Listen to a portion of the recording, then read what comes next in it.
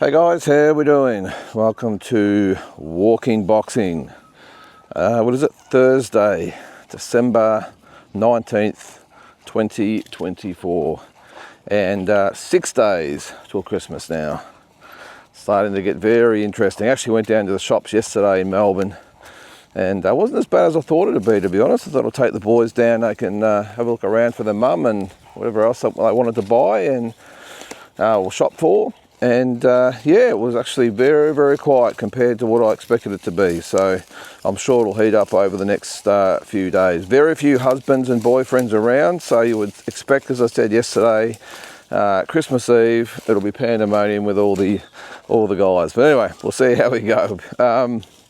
So with the boxing, all right. So as I mentioned yesterday, David Nyika will step up and challenge Tszyu, Opetsia, and full credit to him doing that. I've got to say the news guys were a little slow in getting it out. It wasn't actually sort of caught onto and announced until, it was well after lunchtime.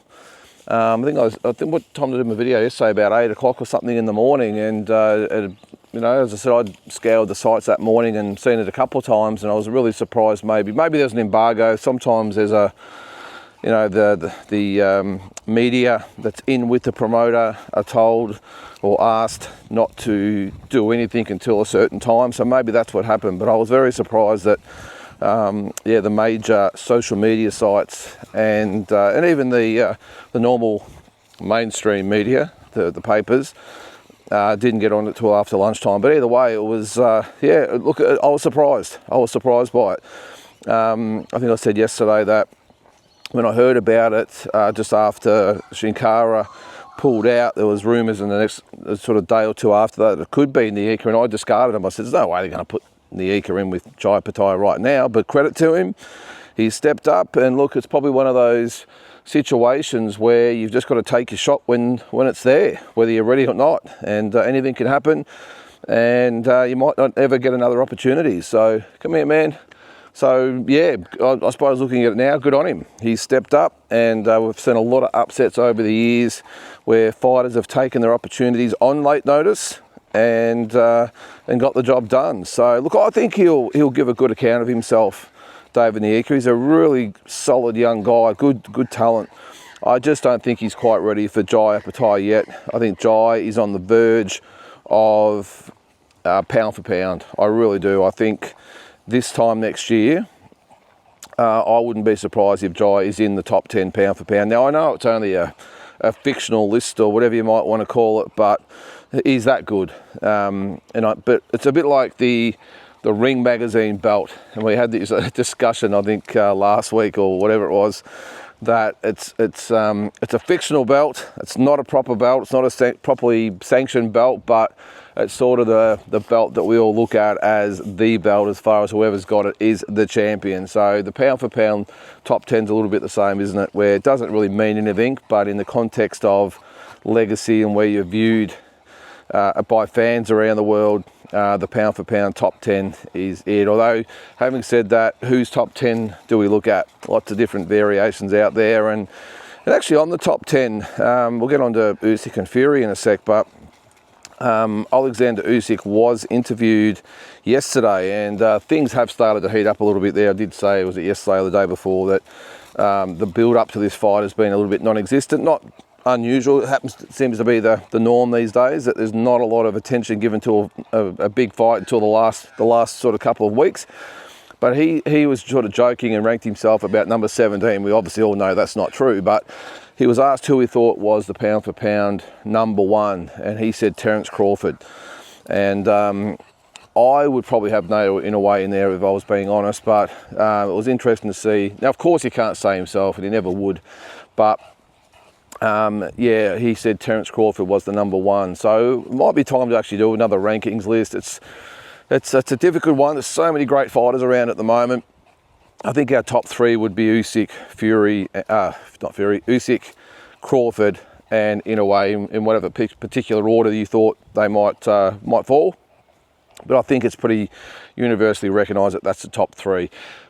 Better Beav would have to be in there now, you would think. Bivol would still have to be around the mark. Canelo definitely in there. I think Bam Rodriguez would be in there.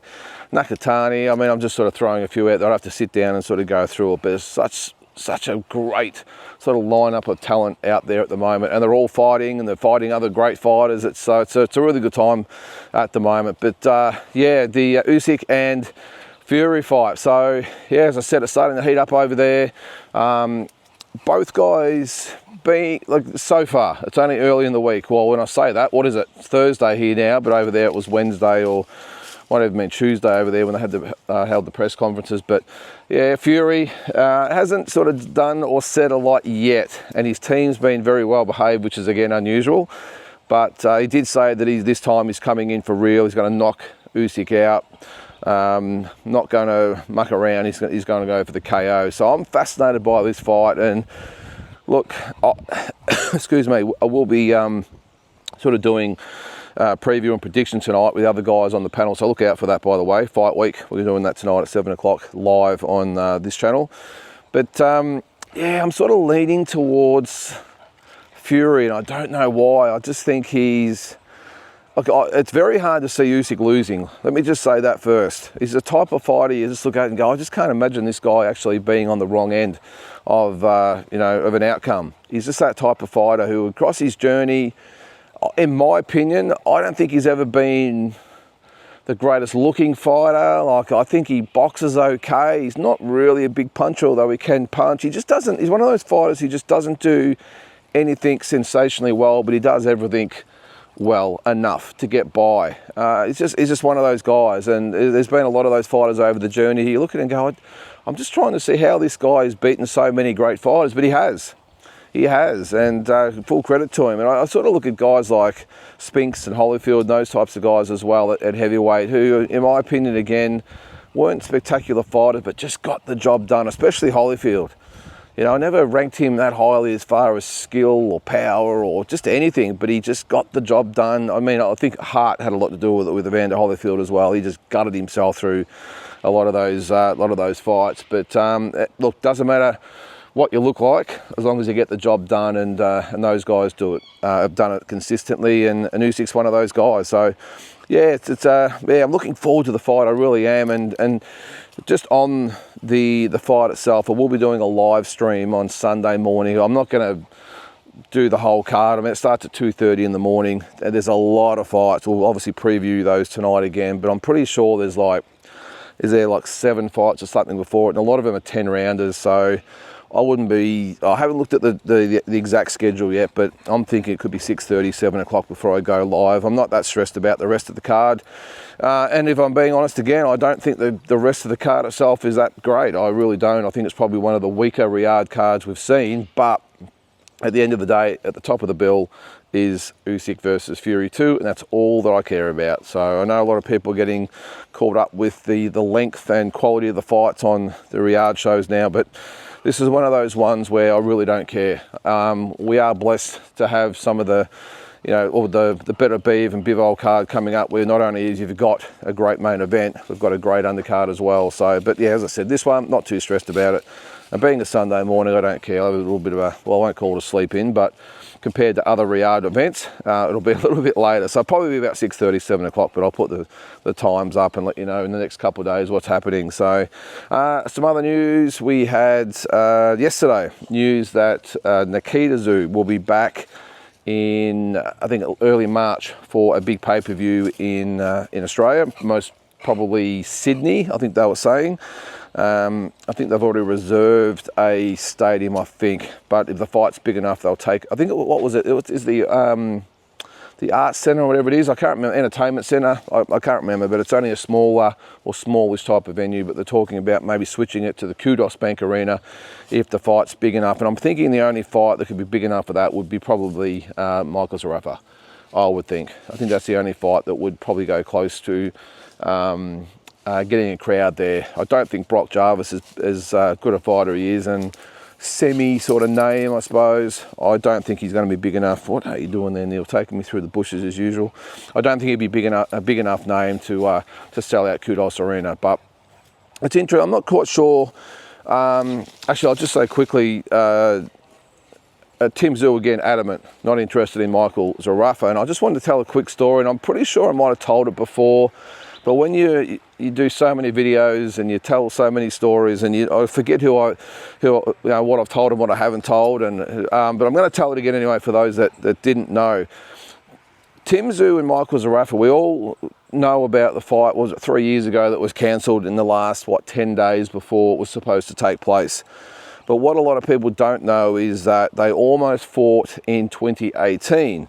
And yours truly was almost the promoter. Now, I'll explain what happened. Now, again, apologies if I've told this story before on Talking Boxing or whatever. I don't think I've done it on this format, but I'm going to do it anyway. Hang on, I've got to go through some more trees here. Neil's decided to take me off the beaten track. All right, so 2018. Tim was in the early stage of his career. When I say the early stage, it was probably, he had about 10 or 12 fights, I think, from memory. Glenn Jennings, they were doing a little bit, it wasn't tied to a particular promoter. This is the last fight before he signed with No Limit. They were taking him around the country, just trying to get on whatever cards they could and get his name out there and get some exposure, all that sort of stuff. And I got to know Glenn through the late, great Stuart Duncan, legendary matchmaker here in Australia. Just, yeah, one of the all-time greats, in my opinion anyway. And Stuart was involved and introduced me to Glenn and said, look, when I was doing my shows, he said, do you want to get Tim Tszyu on one of your cards? Well, of course I'm going to do that. And we got him to Bendigo, and it was actually a coincidence, I'd been approached by the city of Bendigo. Terry Karamaludis was his name, in charge of the events committee and the Bendigo Stadium, and asked about maybe putting some money towards getting a big event for the Bendigo region, which is right in the central Victoria.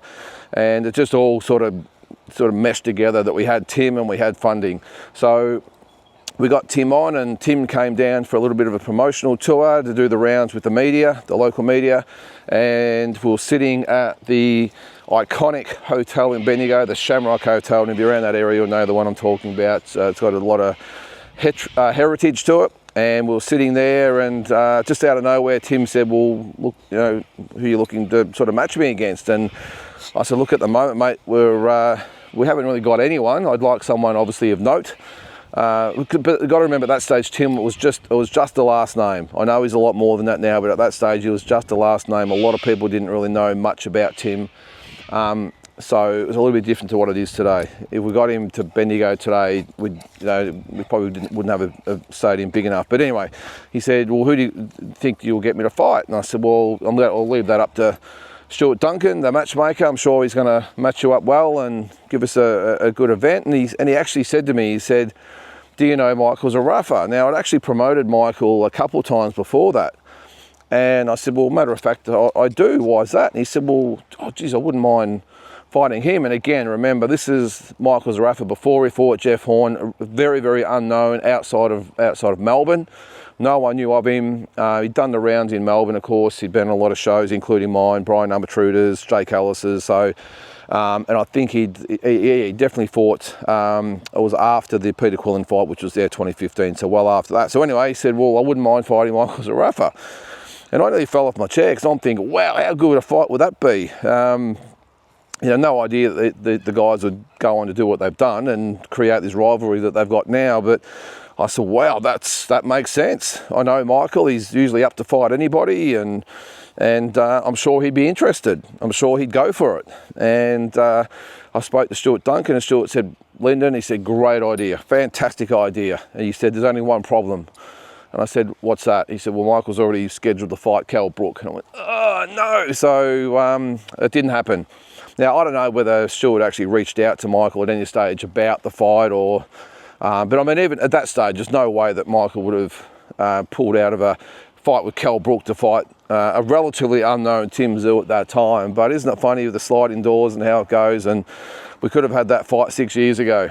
It's funny how it goes. But history shows Tim fought a guy from Argentina, and can't even remember his name. He blew him out of there in one round, so it wasn't the ideal result. I would have much preferred to have Michael Zarafa in the other corner, but isn't it funny how it works? We could have had Tim Tszyu and Michael Zarafa in Bendigo at the end of 2018. Of course, a year later, Michael Zarafa would go to Bendigo and fight Jeff Horn and produce one of the biggest upsets at that time that we'd seen in Aussie boxing. And of course Jeff got the revenge later in the year, a few months later. So there you go. Now one other thing before I go, I'm not going to spend too much time on it, but we have another entrant into the current boxing circus. Conor McGregor is apparently going to fight Logan Paul. Make of that what you will. So I'd be interested to see what happens with the UFC, because they apparently don't know about it, and they are Conor's promoters, or whatever you might want to call it. I think they are, he's still involved with them anyway, but so apparently that's going to happen in India, of all places. So there must be a lot of money on the table. And then apparently he's going back to the UFC. Now I have a feeling he's never going back to the UFC. He's obviously had a few issues outside the, what is it, the Octagon lately. And I've just got a feeling that on top of the broken leg and on top of his lifestyle choices these days and his age, I've got a feeling we might not see Conor McGregor in a proper format again. And if we do, I've got a feeling is well past his best. Again, I'm not a UFC guy. I don't really know too much about who's out there, but I've got a feeling that once you cross that line into, we'll call it the fighting abyss, it's very hard to come back. When you've crossed that line, you've got the money, you're in the headlines and you're partying, and you've just, your boxing, or UFC in this case, becomes secondary to you. It's a long, long way back, and a difficult road back. So I'm not sure he can do it, but there you go. Is it a bigger circus than Jake Paul, Mike Tyson? I probably actually think it is, to be honest. So anyway, we won't spend too much time on that. So guys, I think that's about it for today. Again, watch out for tonight on our show Fight Week. We'll have the panel on there discussing this weekend's fight card. And I've got a few more shows before Christmas to get through as well. So guys, have a great Thursday, and we will catch you tomorrow.